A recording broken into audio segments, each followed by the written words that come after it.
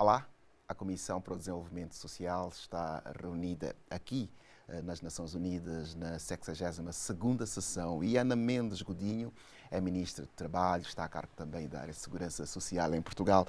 Bem-vinda à ONU News. Muito obrigada e agradeço, aliás, aqui o convite para estar aqui presente, um ano depois daqui ter estado na altura para falar sobre o acordo de mobilidade de cidadãos dos países da comunidade de língua portuguesa e, portanto, aqui com muito gosto de voltar a estar aqui convosco, nesta que é cada vez mais o desafio comum de como é que conseguimos que os Objetivos de Desenvolvimento Sustentável se concretizem no terreno para as pessoas. E vamos falar mesmo de empregos em Portugal, não só para os portugueses, mas para a comunidade ou membros da comunidade dos países de língua portuguesa e outros ainda. Como é que está a situação? Saíram os últimos dados? Saíram hoje os dados anuais sobre o desemprego em Portugal. O desemprego em Portugal em 2023 teve o segundo ano mais baixo desde 2011. Significa que ainda ficou abaixo das expectativas que o Governo tinha. Nós tínhamos previsto 6,7% de taxa de desemprego, ficou em 6,6% de taxa de desemprego. É particularmente, diria, relevante num contexto em que temos uma incerteza internacional a acontecer, mas que o emprego em Portugal tem sido verdadeiramente o grande motor de resistência, mas também de crescimento económico. E é particularmente interessante olhar para os números, porque não só a taxa de desemprego está historicamente muito baixa, como estamos com um recorde de número de pessoas a trabalhar em Portugal. Nós, em 2023, ultrapassámos pela primeira vez os 5 milhões de trabalhadores em Portugal a trabalhar, que significa mais 1.200.000 pessoas do que tínhamos há 8 anos, e com um forte contributo, nomeadamente de estrangeiros.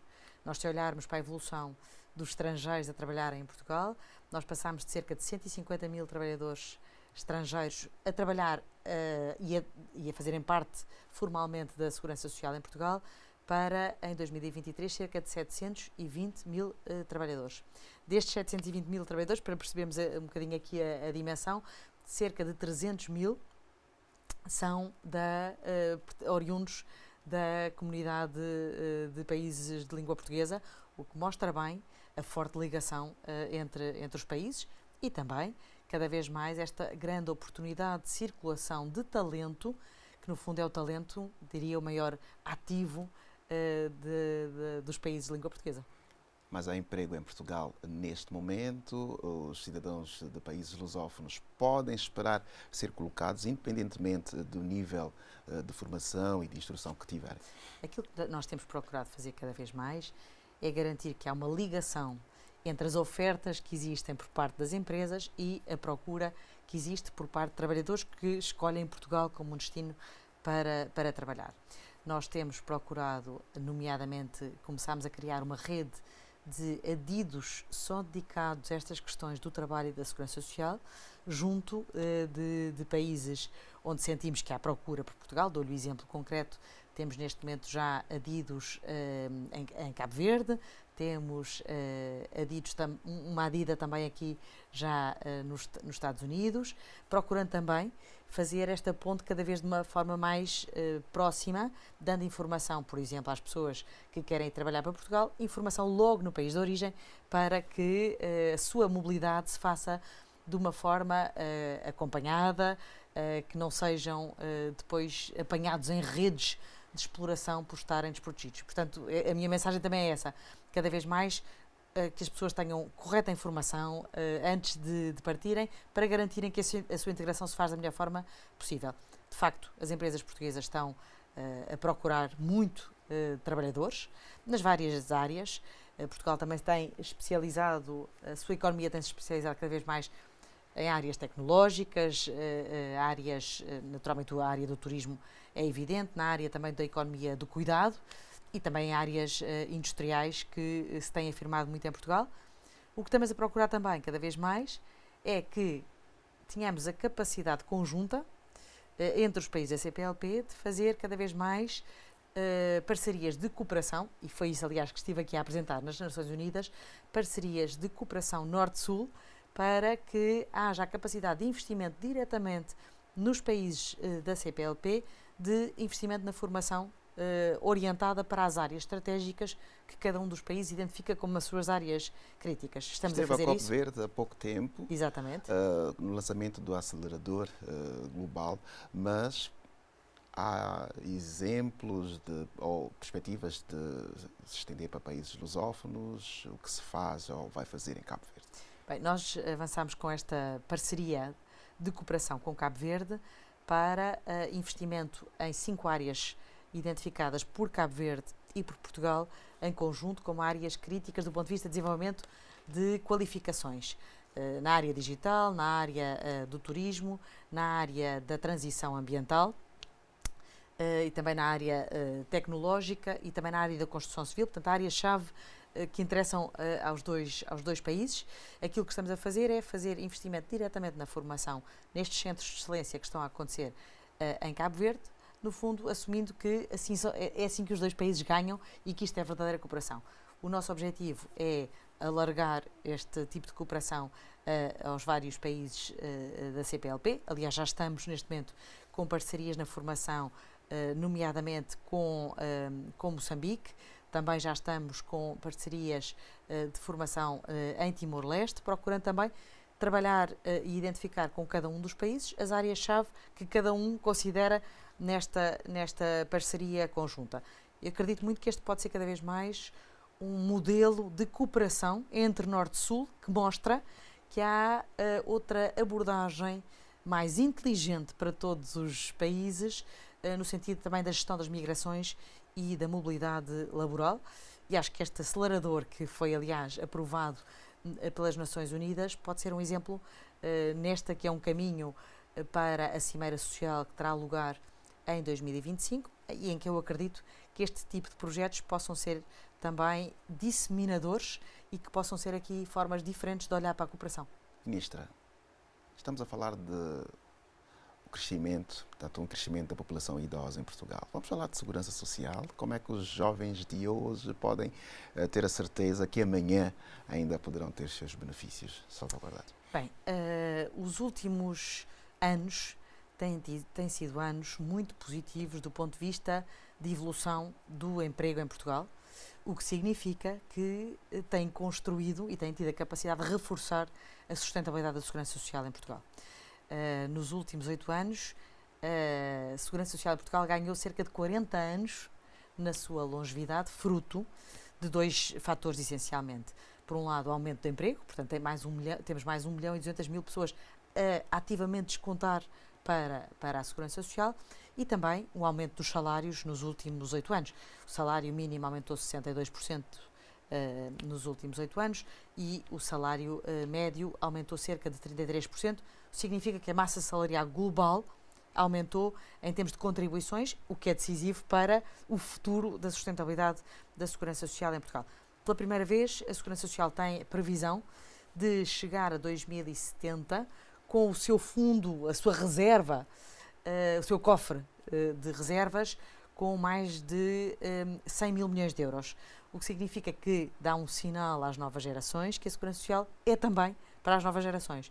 Portanto, um jovem que neste momento esteja a entrar no mercado de trabalho tem a expectativa neste momento que a Segurança Social é mesmo um sistema intergeracional que também garante às gerações futuras as suas pensões. Acho que este é dos sinais mais poderosos do ponto de vista do contrato social. O contrato social é esta capacidade das novas gerações e das velhas gerações contribuírem para um bolo comum que depois procura responder às várias fases da vida.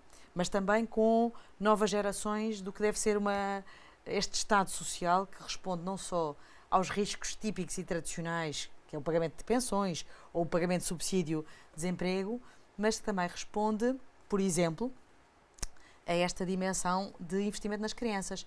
Por exemplo, nós lançámos a Garantia para a Infância, como uma nova prestação social, que é paga automaticamente, sem necessidade de pedido, às famílias que têm crianças e que estão em situação de pobreza extrema.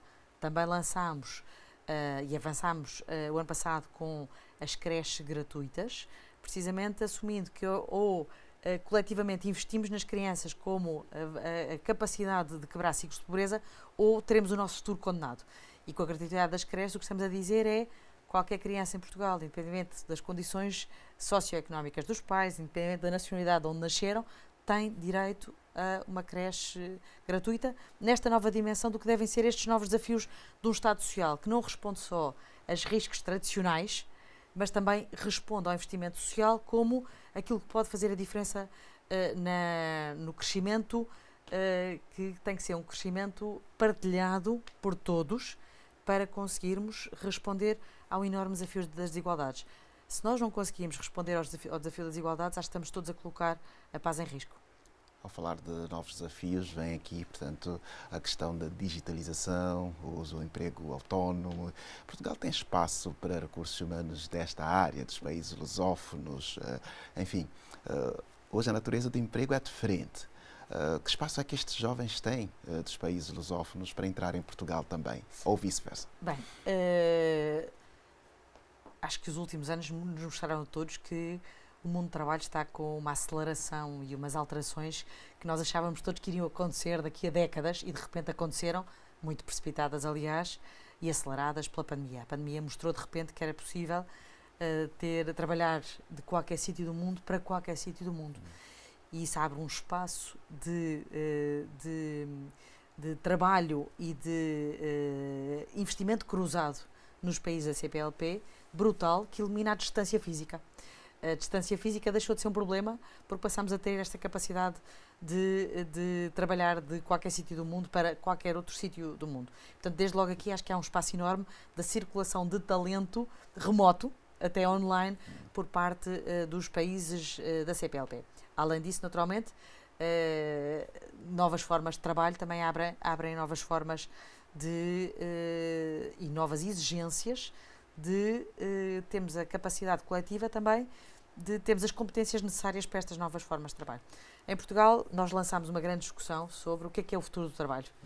E foi construído um livro verde sobre o futuro do trabalho, sobre as exigências do futuro do trabalho, com a grande preocupação também que este mundo digital não fosse um mundo de exclusão e que não criasse dois tipos de trabalhadores, os trabalhadores formais da economia tradicional, ou se calhar os trabalhadores da classe A, e depois os trabalhadores de classe B que estão completamente num mundo à parte, talvez muitas vezes até em novas formas de escravatura, ou de formas não protegidas, não abrangidas pela segurança social. E para isso nós resolvemos, no âmbito de um pacote grande, a que chamamos a Agenda do Trabalho Digno, criar algumas regras, nomeadamente para trazer para dentro do sistema estes trabalhadores do mundo digital. Por um lado, regulámos pela primeira vez o trabalho em plataformas digitais e entrou em vigor este novo regime dizendo que os trabalhadores das plataformas digitais têm exatamente os mesmos direitos que os trabalhadores do espaço físico tradicional a que estamos habituados.